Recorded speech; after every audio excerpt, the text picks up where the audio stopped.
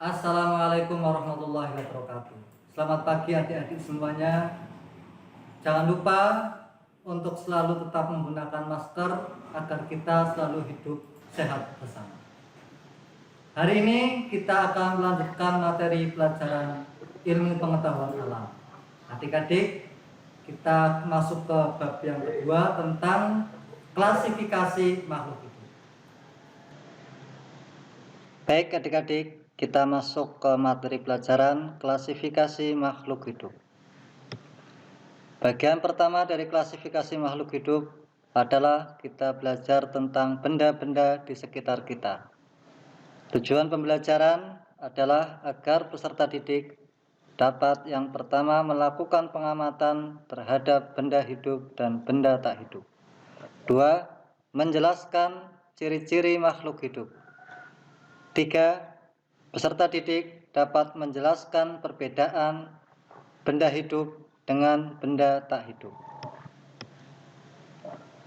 Pernahkah adik-adik memperhatikan lingkungan sekitar?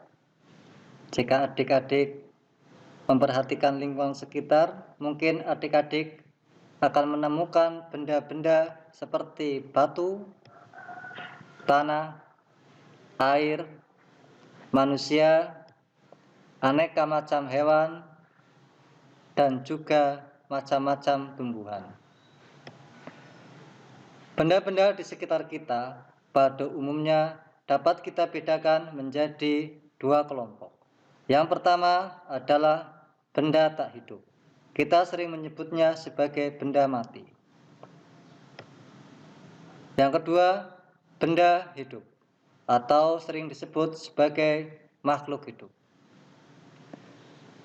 Contoh benda-benda tak hidup yang dapat kita temukan di sekitar kita, misalkan batu, tanah, air, meja, kursi, juga sepeda.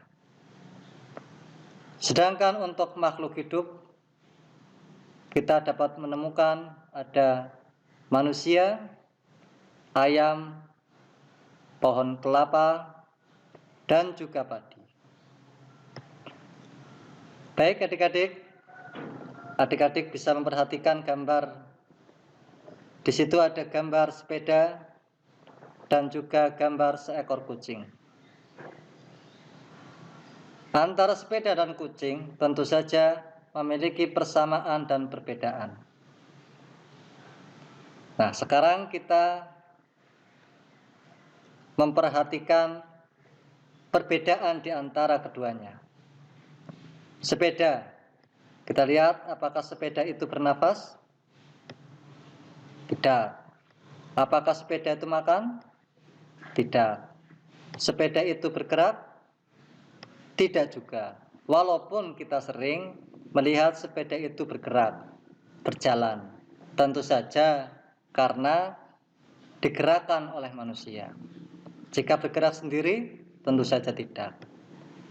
Apakah sepeda itu tumbuh? Tidak. Apakah sepeda itu berkembang biak? Juga tidak. Kalau sepeda itu berkembang biak, tentu kita akan senang karena sepeda kita akan semakin bertambah banyak. Kita lihat kalau seekor kucing, apakah bernafas? Ya. Kucing apakah makan? Ya. Bergerak? Juga iya. Tumbuh? Tentu tumbuh, semakin bertambah besar. Berkembang biak? Ya, kucing juga berkembang biak. Benda-benda tak hidup seperti batu, kayu, tanah, besi, air memiliki ciri-ciri yang dapat kita rangkum bersama, yaitu 1. Tidak bernafas, 2. Tidak dapat bergerak, 3. Tidak memerlukan makan dan minum, 4. Tidak bertambah besar, 5. Tidak berkembang biak, 6. Tidak peka terhadap rangsangan. Sedangkan benda-benda di sekitar kita dari kelompok benda hidup atau kita sering mengenalnya dengan istilah makhluk hidup dapat kita jumpai berupa manusia, hewan, ataupun tumbuhan. Makhluk hidup dapat kita rangkum memiliki ciri-ciri yang pertama, bernafas. 2, dapat bergerak. 3, memerlukan makan dan minum. 4, tumbuh dan berkembang. 5, berkembang biak. 6, peka terhadap rangsang. 7, mengeluarkan zat sisa. 8, mampu beradaptasi dengan lingkungannya. Baik, kita lihat ciri-ciri makhluk hidup.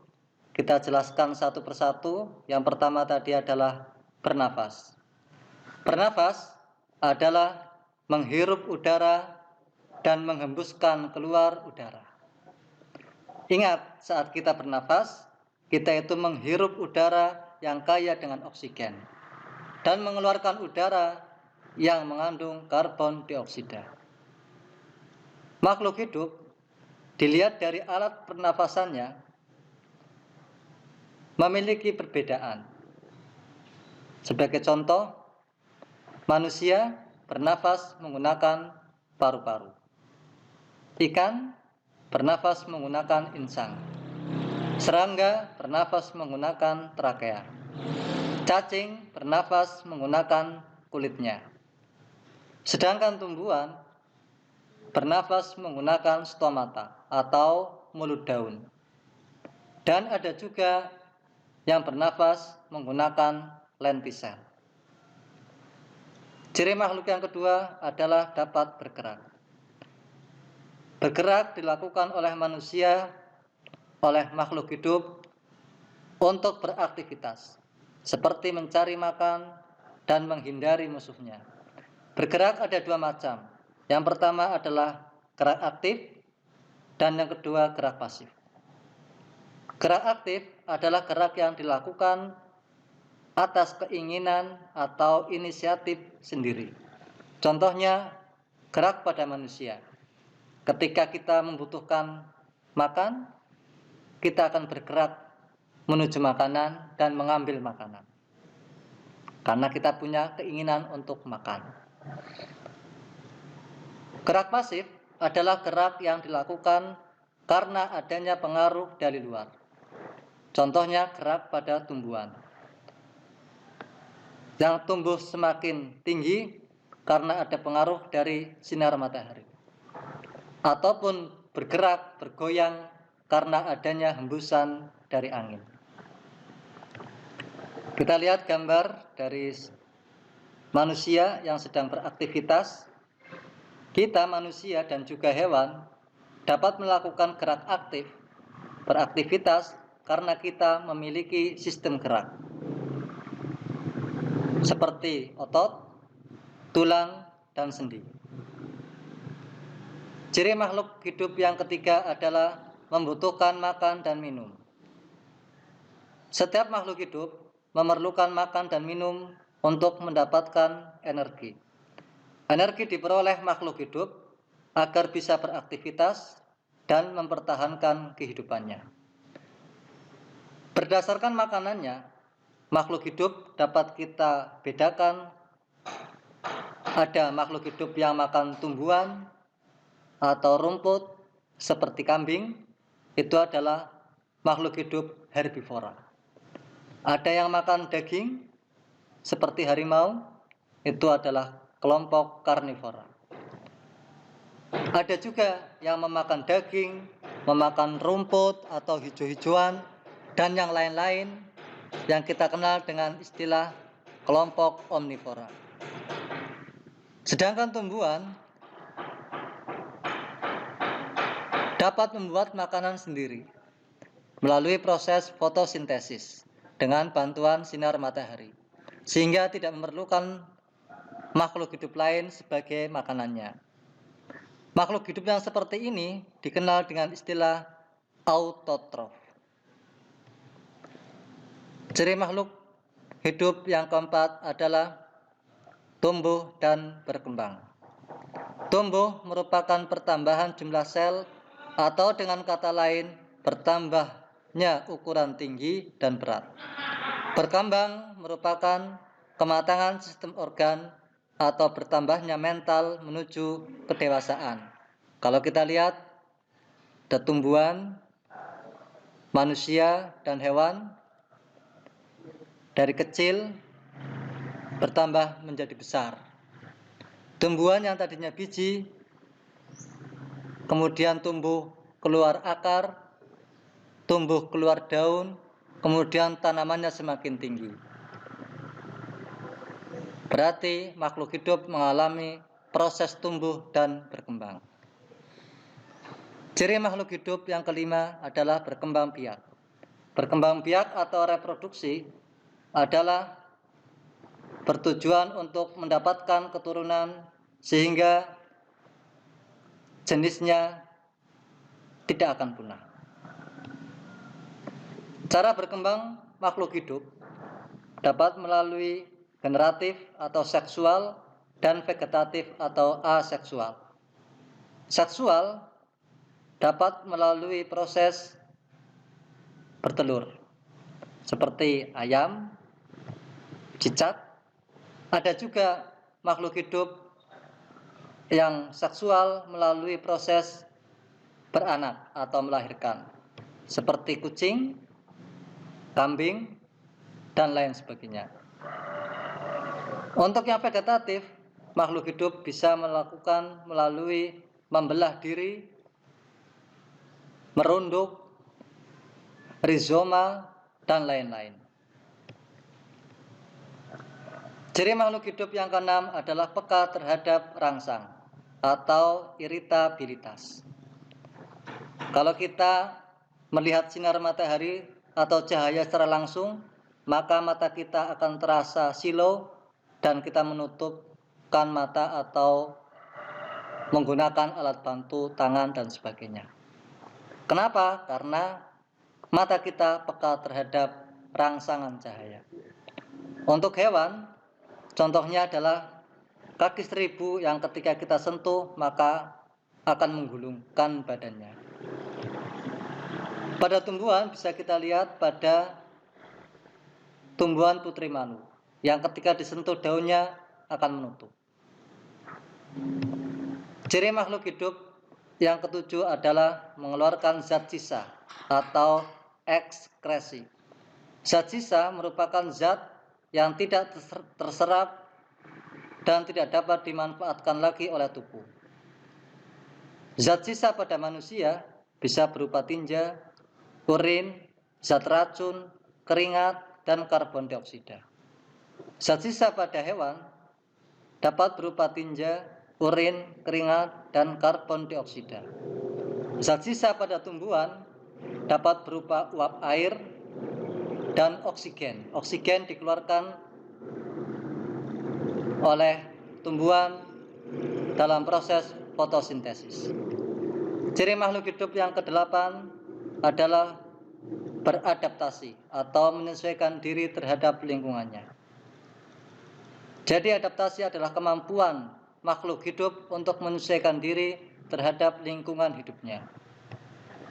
Adaptasi dapat dikelompokkan menjadi yang pertama adaptasi morfologi atau adaptasi bentuk tubuh. Bisa kita lihat contohnya pada itik atau bebek, di mana kakinya memiliki selaput sehingga mudah digunakan untuk berenang atau berjalan di tempat yang berlumpur. Dan mulutnya berbentuk pipih agar mudah mendapatkan makanan dari air. Adaptasi yang kedua adalah adaptasi fisiologi atau fungsi organ tubuh. Contohnya pada tumbuhan kantong semar yang dapat mengeluarkan bau-bauan yang merangsang serangga, lalat, dan sebagainya untuk mendekat. Adaptasi yang ketiga adalah adaptasi tingkah laku. Kita sering melihat ikan lumba-lumba keluar dari permukaan air. Begitu juga ikan paus. Kenapa seperti itu? Karena lumba-lumba keluar dari permukaan air adalah untuk mengambil oksigen.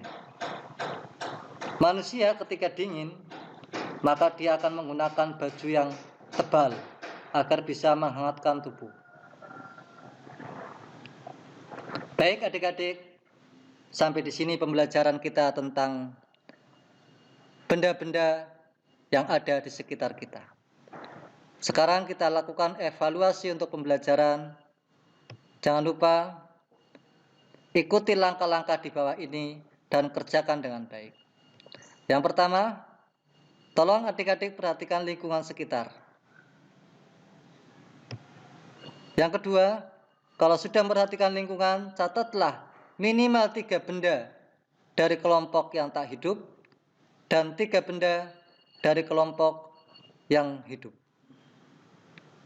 Kemudian yang ketiga, buatlah catatan untuk menjelaskan ciri-ciri benda yang telah dicatat. Untuk mempermudah bisa kita lihat contoh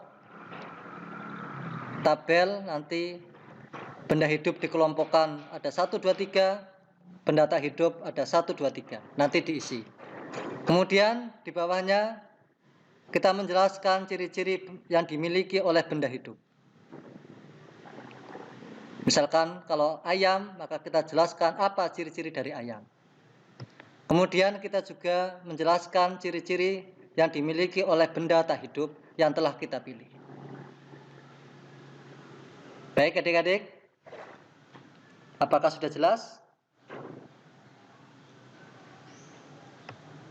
Oke, kalau sudah jelas, maka selamat mengerjakan. Jangan lupa,